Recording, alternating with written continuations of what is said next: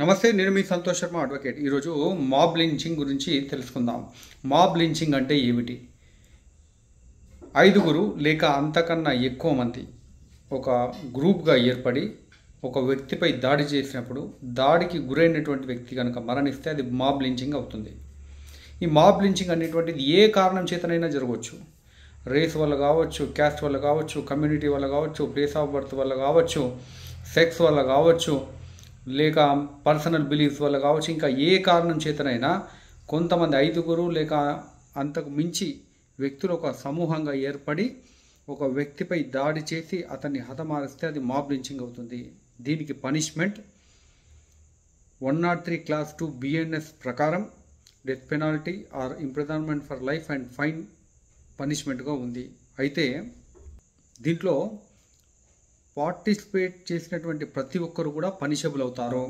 అట్లాగే grievous hurt caused by mob అంటే section 117 Class 4 BNS ప్రకారం ఈ ఐదుగురు లేక అంతకన్నా ఎక్కువ మంది దాడి చేస్తే దాడికి గురైనటువంటి వ్యక్తి కనుక గ్రీవియస్గా హర్ట్ అయితే దానికి కూడా పనిష్మెంట్ అప్ టు 7 years వరకు ఉంది.